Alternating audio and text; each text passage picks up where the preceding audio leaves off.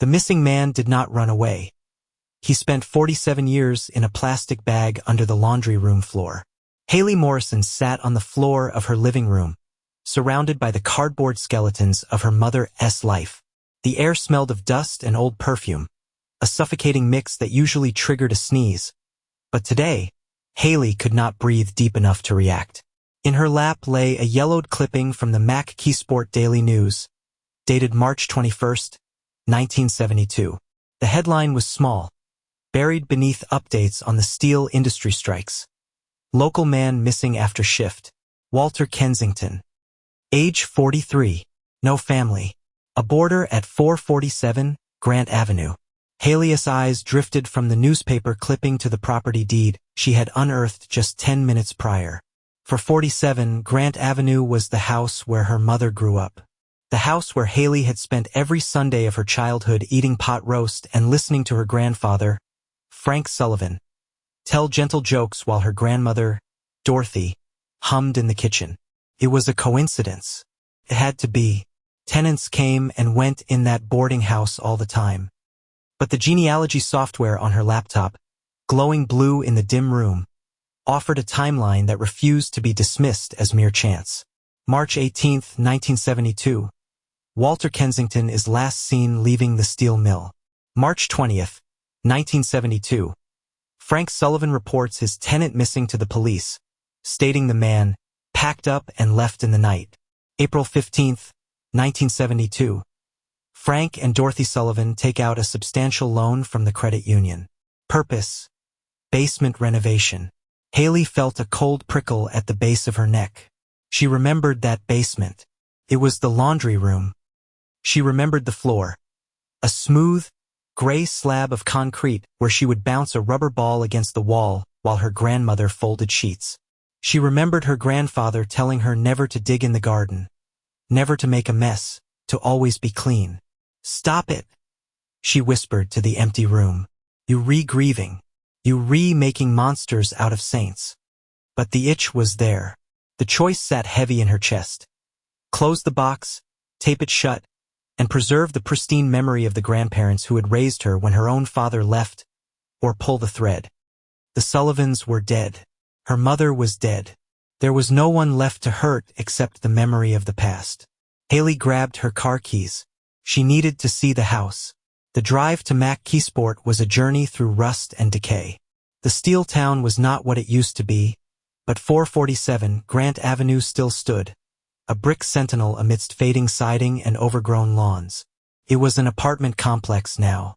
Haley buzzed the manager, a woman named Sandra who looked as tired as the building itself.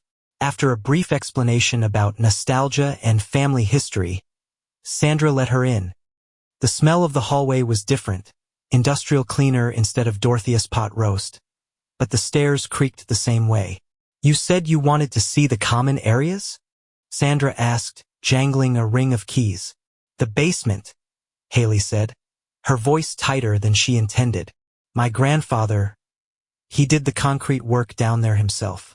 I just wanted to see if it held up." They descended. The air grew cooler, damper. The basement was a cavern of exposed brick and humming machinery. Coin-operated washers and dryers lined the north wall. And there it was, the floor. Haley walked to the center of the room. The concrete was not uniform. She had never noticed it as a child, but now, with the eyes of a 40-year-old accountant looking for discrepancies, it was glaring. The main slab was aged, pitted darker gray. But in the southeastern corner, extending out from the wall, there was a rectangular section, perhaps 6 feet by 4 feet, where the texture was slightly smoother, the color a fraction of a shade lighter. She stepped onto the patch. Felt solid. Silent. "Good work for an amateur," Sandra commented, leaning against a support beam. "Never had a crack in 50 years. Haley looked down at her feet. She was standing on the renovation her grandfather paid for a month after a man vanished. A wave of nausea rolled over her. She imagined Frank Sullivan, the man who taught her to tie her shoes, mixing cement in the middle of the night, his face grim, sweat dripping into the gray sludge as he covered something up. She needed to leave. She needed to run. But as she turned to go, Her flashlight beam caught the edge of the brick wall near the floor. There were scratches there. Deep gouges in the brick, low down, as if someone had been frantically scraping at the wall before the level of the floor was raised. Haley fled the building, gasping for air as she hit the sidewalk. She sat in her car, hands trembling on the wheel. She could drive away. She could delete the genealogy file. But the silence of the basement had screamed at her. She pulled out her phone and dialed the one number she knew she should not. County records? Yes, I need to request access to archived police reports from 1972. Case number 72-0491. Missing person. The choice was made. She was not protecting their memory anymore. She was hunting it. The obsession did not arrive all at once. It seeped in like water into a cracked foundation. For 3 weeks, Haley lived a double life. By day, she audited tax returns for a mid-sized firm in Pittsburgh. By night, she audited the lives of Frank and Dorothy Sullivan. The deeper she dug, the more the image of her kindly grandparents dissolved, replaced by strangers who operated in shadows. The police report she received was thin, typed on a typewriter with a sticky key. It contained a statement from a Raymond Torres, a co-worker of the missing Walter Kensington. Statement of R. Torres. Walter told me he was going to fight Sullivan on the rent hike. Said the place was not up to code. Said the basement had bad wiring and he was going to report it if Sullivan did not fix it. Walter was angry. He went home on the 17th to have it out with him. Below that was a supplemental note. Frank Sullivan interviewed. Cooperative. Stated Kensington was a drinker, often belligerent. Denied any confrontation regarding code violations. Suspect cleared. Haley stared at the paper until the words blurred. Suspect cleared. Because Frank was a family man, a church deacon, a steel worker. Who would believe the solitary drifter over the pillar of the community? She needed to talk to someone who remembered. Her brother Colin would not hear of it. When she called him in Denver, he had exploded. You re-sick, Haley. Mom just died and this is how you handle it? By trying to frame Grandpa for murder? Let it go. But she could not. She tracked down Edith Kowalski, a neighbor who still lived 3 streets over from the old house. Edith was 89, her mind sharp but frail. Haley sat in the womaness floral-patterned living room, balancing a cup of tea, trying to ask terrible questions politely. Dorothy, Edith said, her eyes clouding. Oh, Dorothy was a sweet woman, but she changed. Around the early 70s, I think. She stopped coming to the garden club. She became nervous. And Frank? Haley asked. Edith frowned. Frank was a hard worker. I remember the spring he did that basement. A time for it. It was rainy. I remember seeing him hauling bags of cement out of his truck at 2 in the morning. I asked him about it once over the fence. He snapped at me. Frank never snapped. He told me the damp was getting in and he had to seal it fast. 2 in the morning. Haley drove home, the walls of her reality closing in. That night, she went back to the boxes of her mother's belongings. She was looking for something specific now, though she did not know what. She dumped a shoebox of unorganized photos onto her dining table. Snapshots of birthday parties, Christmases, and then a black and white Polaroid that had slid between 2 envelopes. It was undated, but the edges were curled. It showed Frank standing in the basement. He was not smiling. He was wearing his work coveralls, and he was covered in a fine, pale dust. He looked exhausted, his eyes hollow, staring away from the camera lens. Behind him, in the corner, was a pile of wooden planks, the old floorboards torn up, and beside the planks, a roll of heavy-duty industrial plastic sheeting. Haley dropped the photo as if it were burning hot.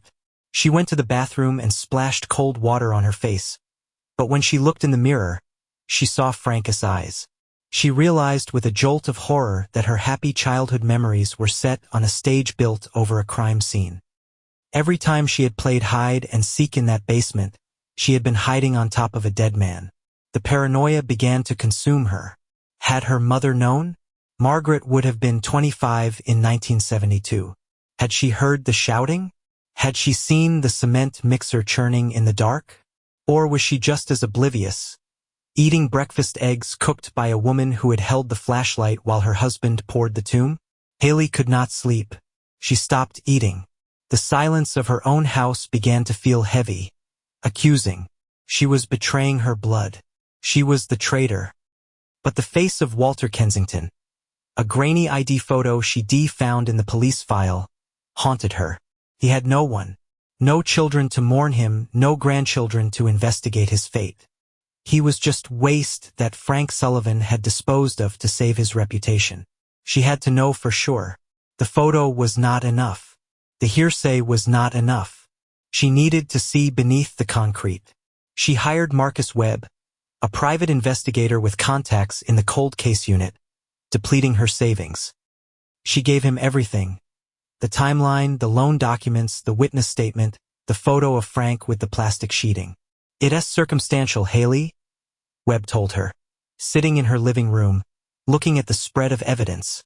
All of it. A DA would not sign a warrant to dig up a private residence based on a loan application and a neighbor's memory of a late night. "He's down there," Haley said, her voice trembling. "I stood on him, Marcus. I felt it. The concrete is different. We need a catalyst," Webb said. "Something that forces their hand." Haley looked at the photo of Frank again. She remembered a story her mother told her once, about how Grandpa Frank had lost his gold wedding band doing renovation work and was heartbroken. He had replaced it, but he always lamented the loss of the original. "Tell the police," Haley's voice cracked. "Tell them a credible witness saw Frank Sullivan bury his wedding ring in the wet cement of the basement floor. Tell them I remember him saying it slipped off his finger while he was smoothing the patch." "That's not evidence of a body," Webb said. "No," Haley said, tears finally spilling over. "But gold shows up on metal detectors. And if they scan for the ring, they might see the anomaly of what lies beneath it." She was lying to the police to catch a liar. It was the only way. She watched Webb leave, and she curled up on the sofa, feeling the utter collapse of her moral world. She had crossed the line. There was no going back. The ground-penetrating radar unit looked like a lawnmower from the future. Detective Sarah Chun pushed it slowly across the basement floor of 447 Grant Avenue. The current tenants, a young couple who stored their bicycles where Haley used to fold towels, stood in the doorway, looking terrified and confused. Haley stood in the corner, arms crossed so tight her ribs hurried. Marcus Webb stood beside her. The air was thick with the hum of the machine and the smell of stale dampness. "We have a hit," the technician said. He pointed to the monitor. Haley stepped forward, her heart hammering against her sternum. On the screen, a blob of contrasting colors disrupted the smooth gray static of the soil density. Is it the ring?" Haley asked, her lie tasting like ash in her mouth. Detective Chun looked at the screen, then at Haley. Her expression was unreadable, hard. "That's too big to be a ring, Miss Morrison. That's a density anomaly about 6 feet long, 2 feet wide." The room went silent. The only sound was the drip of a pipe somewhere in the shadows. "Clear the room," Chun ordered. "Call the excavation team." The wait was agony. It took 3 hours for the warrant to be amended for excavation. It took another hour for the jackhammers to arrive. When the first blade hit the concrete, the sound was like a scream. Haley flinched with every impact, feeling as if the metal was tearing into her own skin. Dust filled the air, the same gray dust from the photograph. It coated Haley's hair, turning her into a ghost. She refused to leave. She needed to see. She needed to be wrong. "Please let it be rocks," she prayed. "Please let it be a septic tank. Please let me be crazy." The jackhammers stopped. The workers switched to shovels. The hole in the floor was a jagged wound, exposing the dark, wet earth beneath the foundation. "Hold it," one of the workers said. "I've got plastic." Haley stopped breathing. The worker brushed away the dirt. Revealed in the harsh light of the work lamps was the corner of a thick, translucent sheet. It was industrial grade. the same type she had seen in the photo next to her grandfather. "It's wrapped tight," the detective said, crouching down. She put on gloves. With a careful, clinical movement, she sliced the plastic. A smell hit them instantly. Not the smell of decay. The earth had absorbed much of that over 47 years, but a smell of confined, stagnant death. Haley stepped forward, ignoring the officer who tried to hold her back. She looked down into the pit. The plastic had preserved him in a grotesque way. It was not just bones. There were clothes, a plaid shirt, dark with rot but still identifiable, work boots, and wrapped around the skeletal remains, binding the plastic sheeting tight, was a length of yellow nylon rope. "We have a body," Chin announced, her voice flat. But Haley was not looking at the body. She was looking at the knot. It was a complex knot, a series of loops and hitches designed to never slip. A fisherman's knot. Frank Sullivan had been an avid fisherman. He had taught Haley that knot on the dock at Lake Erie when she was 7. "This holds tight, Haley girl," he had said. "Nothing gets away from this." The twist was not that he was there. The twist was the intimacy of the violence. It was not a crime of passion where he struck and ran. He had bound the man. He had wrapped him. He had tied the knots with the same hands that patted Haley's head. And then the technician in the hole spoke up again. "Detective, there's something else." He reached into the dirt beside the skull. He pulled out a heavy, rusted object. "Pipe wrench. Looks like the murder weapon was buried with him," Chun said. Haley stared at the wrench. Etched into the metal handle, barely visible through the rust, were initials. "FDS." He had not just hidden the body. He had buried the weapon, the evidence, and the victim in the foundation of his home. He had literally built his family's future on the instrument of his crime. Haley felt the floor tilt. She had thought finding the truth would be a victory. Instead, it felt like she was falling into the hole with him. The funeral was small. It was just Haley, Marcus Webb, and a representative from the Steelworkers Union who had looked up the old records. They stood in the rain at the pauperous section of the Mac Keysport Cemetery. The priest spoke generic words about peace and rest, but Haley was not listening. She was watching the coffin descend. Walter Kensington was finally above ground, only to go back into it, but this time with a name. This time with dignity. Haley felt hollowed out. She had won. The police had closed the case. Death by homicide. Prime suspect, Frank Sullivan, deceased. The local news had run the story for a day. Granddaughter solves 50-year-old mystery. People online called her a hero. They called her brave. She did not feel brave. She felt polluted. After the service, she drove back to her own house. It was quiet.